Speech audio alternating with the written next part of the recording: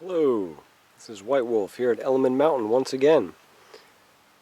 Here in Vermont, I'm on one of the northern lakes, and I am surrounded by a very unique and gorgeous plant. It grows in the water. It loves its feet sopping wet.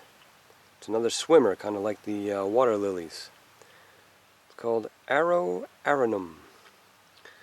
It's also known as Tuckahoe.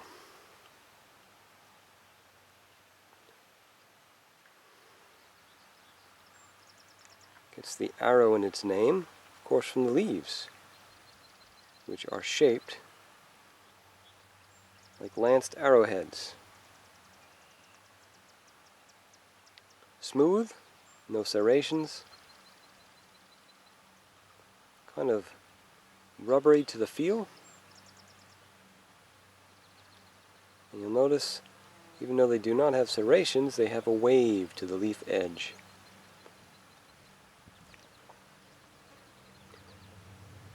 And all the way at the bottom of the lance in the back comes out a single stem for each leaf.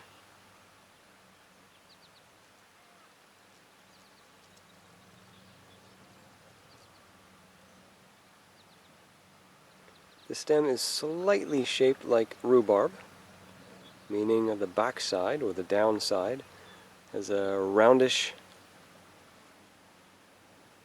structure to it, and the top side, the leaf side, is slightly hollowed out like a U.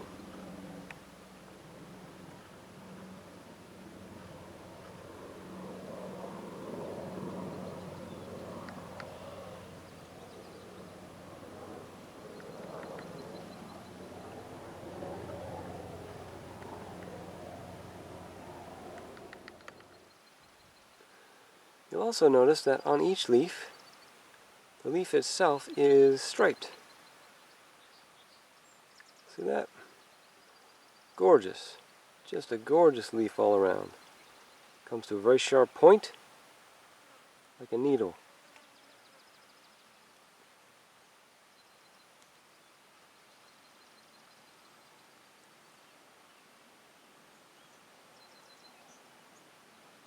On the backs, you'll see there are no points. The backs of the leaves are rounded, shaped like an arrowhead. You'll also notice that the underside of the leaf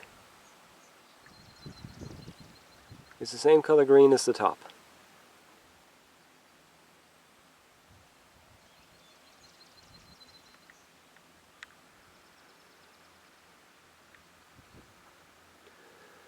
A single plant grows in large clusters, as you can see this one growing right here.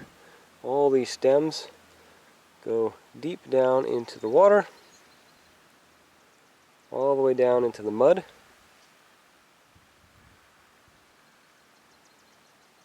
Where they penetrate the mud up to a foot and a half deep before you actually get to the roots, growing perpendicular to the plant.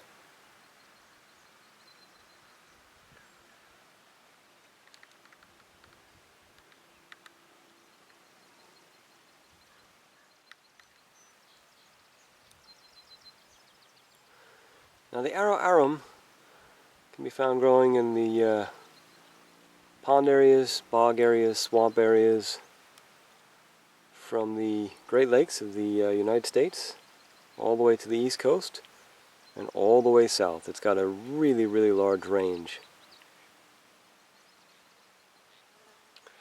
Another feature that you'll note here, and this one in front of us,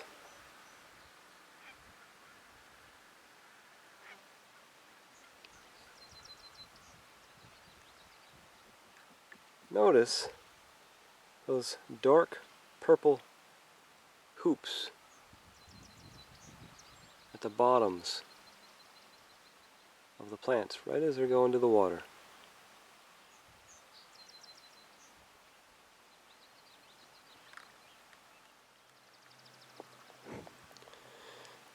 these purple stems, I'm in a kayak here, so I'll lean over.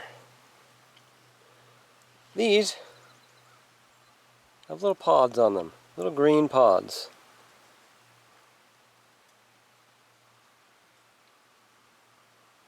Now, of course, these green pods are what?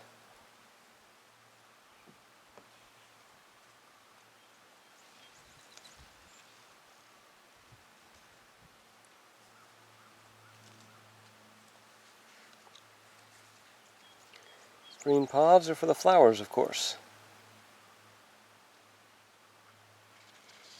A very unique flower, even among water plants out here. Now, whereas the leaves of the Arrow Arum grow between 1 and 2 feet, really, the flowers look more like some kind of an artistic corn on the cob. Grow more like 5 to 8 inches. And out of that bulb that you just saw, and you can see at the base of that flower, grows that quite amazing flower. It's got a purplish sheath on the backside, and it splits open and exposes the white fluff in the center, which has the pollen.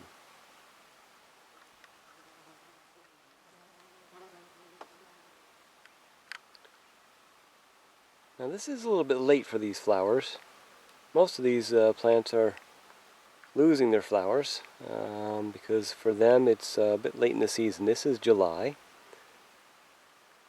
It is mid-July, and these flowers typically come out May and June. However, because we're so far north here, the flowers don't come out as soon as they do in the southern areas, and so they have a tendency to last longer.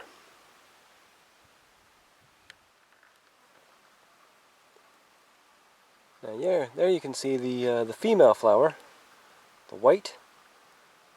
It's actually protruding from the shell. Where the other one, the shell was still around it.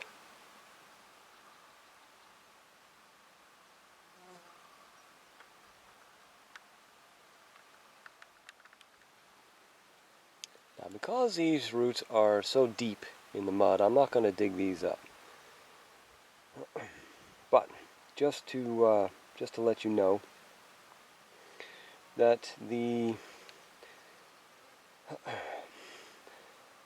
this plant is one of those plants that's barely edible.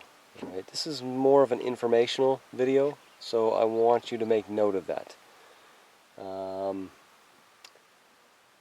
Because this is very similar in nature to skunk cabbage and jack in the pulpit, also known as Indian turnip, in the fact that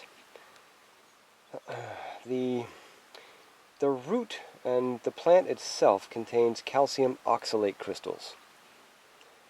And so you don't want to eat them because they can create severe burning and swelling of the mucous membranes of the mouth and throat. In worst case scenarios, somebody can have a severe allergic reaction to it, and their breathing passageways will close and they will suffocate. So please keep this in mind. This is one of those roots that if it is completely dried over months, it can be eaten. It can be pounded into a flour, it can be made into breadstuffs, and it can be eaten. But again, the majority of people today, wild foragers and whatnot, do not know how to properly prepare such roots. And this is where people run into problems. I have eaten these roots before, just as I have eaten jack and the pulpit roots before, once they have been absolutely dried over months and then seasoned for about a year. But again, informational video only. The Arrow Arum or Tuckahoe does have edible roots, barely so if they are prepared absolutely perfectly. Otherwise, you are in for trouble. So just Word of caution. Now in the late summer and autumn, this plant does get fruit.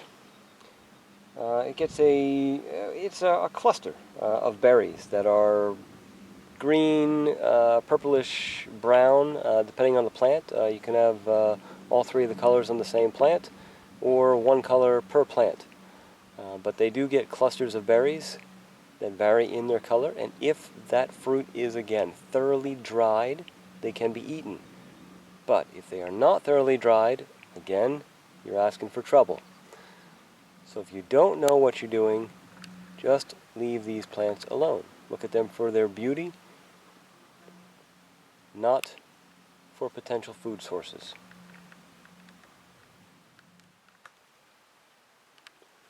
Like most root crops, the roots traditionally were harvested in late fall, once the leaves are going down, and early spring before the leaves come up.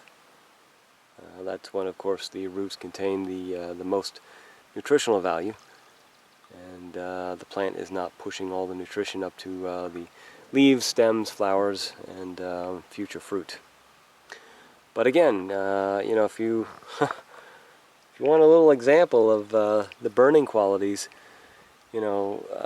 break open a stem or a leaf or maybe one of the flower buds, and you get a little on your fingers, and you touch your face with it, and you'll get a little bit of a burning sensation. I mean, it's not too bad unless you have really sensitive skin, of which then it could actually create little blisters. But yeah, it'll create a little bit of a burning sensation on your skin. Now just imagine putting that in your mouth by the sensitive mucous membranes of your gums, tongue, and throat. Alright, so plant to observe for its beauty, respect for its potency. Arrow Arum, here in Vermont, but also growing most of the eastern section of the United States from north to south. Okay, just a little informational video for you. Again, this is White Wolf here at Element Mountain. I thank you for watching once again. Thank you for your support. Almost dropped the camera in the water there, sorry. If you haven't already, or even if you have, head on over to elementmountain.com, our website. Check out all the stuff we have going on, events, excursions, courses, new products. If you're a member of the Wolf's Den, remember to pop in daily for daily updated articles of the highest quality from contributors all over the world. And if you're not, head on over to the homepage of elementmountain.com and click on the Wolf's Den information page. Read up on it, and who knows, you might want to join us. Willem Alson, be well and happy.